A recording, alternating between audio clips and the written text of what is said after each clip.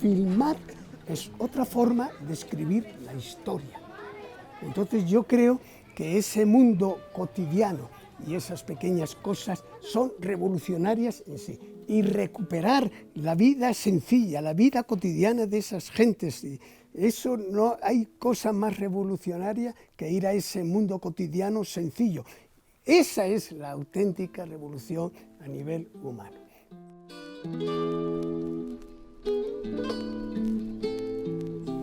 Carlos Pérez Agustí nace el 19 de febrero de 1942 en Madrid, España. En esa época Franco ya está en el poder desde hace 5 años. ¿De qué manera la dictadura afecta y determina su infancia, sus primeros estudios, el entorno con sus padres? Bueno, pues le puedo indicar que la dictadura de Franco en aquella época era efectos totalmente negativos sobre la cultura y sobre la producción artística. No eran autorizados y ayudados en sus producciones más que obras adictas al régimen franquista. Entonces, el cine, la literatura, la cultura, el arte tenía serias dificultades para expresar en libertad sus mensajes. Yo prácticamente no pude leer autores como Albert Camus, Jean-Paul Sartre y toda esa pléyade de escritores existencialistas hasta que llego a Cuenca. Aquí tuve una libertad mucho más inmensa para leer aquello que yo quería. Y no vi películas prohibidas en España, como El último tango en París, El silencio de Bergman, La luna de Bertolucci, prohibidas en España. Tuve la gran fortuna de verlas aquí en Ecuador, en ese teatrillo mágico, fantástico, casi infantil, como era el Candilejas.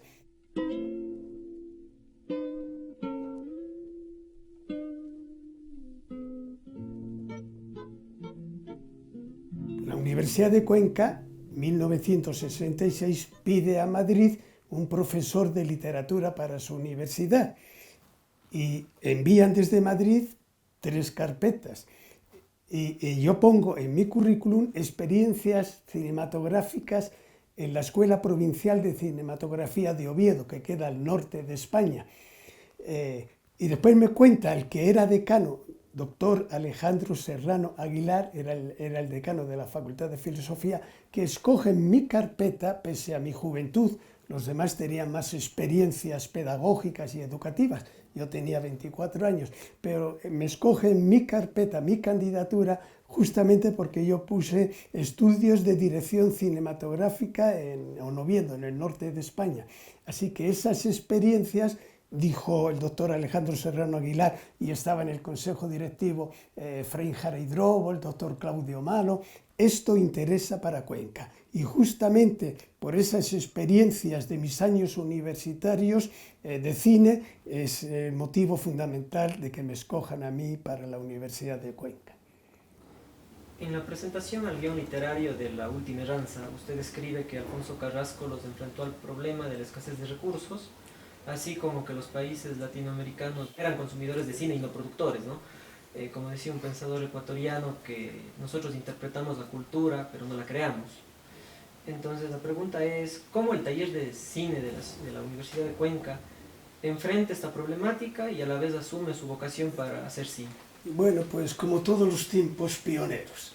El cine de los pioneros, que se remonta más allá ya de 100 años, sustituía la falta de recursos con una voluntad artística, creativa, con imaginación, con inventiva. Entonces, el que era decano en aquella época que usted me refiere, confió en un pequeño grupo de profesores y estudiantes y gente de la cultura cuencana para iniciar, yo lo llamo siempre la aventura romántica del cine, una aventura romántica como los pioneros sin nada. Y no le exagero, casi. Yo formé un grupo que nos llevaba el amor a la cultura. Y el amor al cine es amar a la cultura y el arte. Y todo tipo de amor es una forma de amar la vida. De eso me nutrí yo, de cuencanos de la cultura que amaban el arte y amaban manifestaciones vitales de la cultura. Esos esfuerzos generosos, férreos de tantos cuencanos es lo que permitió arrancar el taller de cine con Arcilla Indócil. En 1983, Narcilla Indócil, basada en el relato homónimo de Arturo Montesinos Malo, es su primer largometraje y la primera película cuencana. En esta cinta ya se vislumbra la mirada crítica del autor, a pesar de que en primer término encontramos la ruptura definitiva, tan difícil como la vida en común, y que la única realidad existente era la de dos soledades que no podían encontrarse ni mezclarse la una a la otra. Esto en palabras de Agustín Cueva, ¿no? ¿Cree usted que lo que un individuo sabe de otro es demasiado poco y que de alguna forma somos inalcanzables?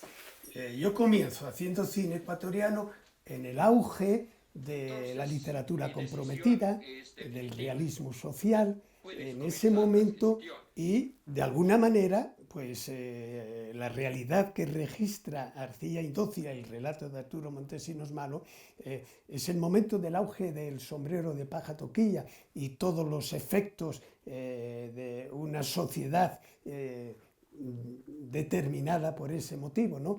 Entonces yo creo que yo me nutrí del paisaje ecuatoriano, de costumbres ecuatorianas, de tradiciones cuencanas, de personajes ecuatorianos y cuencanos.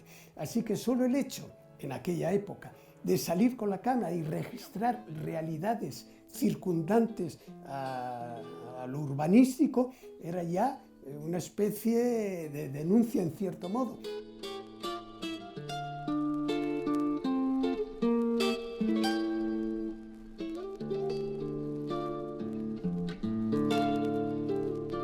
Primero, que los esfuerzos pioneros que hicimos nosotros, nuestra gratificación es ver a jóvenes hoy día que gracias a esos esfuerzos incipientes, imperfectos y de todas esas cosas, ha generado una pasión viva por el cine en los jóvenes hoy día cuencanos, posiblemente ecuatorianos.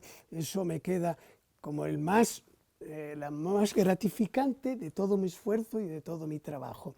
Y decirle a los jóvenes que no se dejen seducir por lo espectacular y los efectos espectaculares, pero afortunadamente tengo fe, porque detrás de la cámara siempre está el hombre. Y el hecho de que detrás de todas esas tecnologías esté el ser humano, un hombre, una mujer de carne y hueso, nos permite ver el futuro del cine, porque hoy hablan de que la muerte del cine, que lo digital paradójicamente va a suponer la muerte del cine. Pues bien, frente a esa posible muerte del cine, yo les recuerdo las palabras de André Malraux, ese gran escritor de la época contemporánea de Albert Camus, de Jean-Paul Sartre, que decía: el cine es un mundo pasional. El cine, que siempre se nos dice, se nos anuncia que va a desaparecer, pues el cine es como el sol, vuelve a salir al día siguiente. Y esas palabras de André Malraux, cuando era ministro de Cultura de Francia, me han acompañado toda la vida y deseo transmitirla a los jóvenes. Su cine nos da la certeza de que la voluntad del hombre por cambiar la fealdad de la tierra es tan grande como el horizonte ilimitado al que aspiran sus personajes, y que seguramente en algún momento dejaremos de ser los condenados de la tierra que con tanto ardor escribió Franz Fanon. Muchas gracias por su labor y hasta la próxima. Bueno, muchas gracias a ustedes.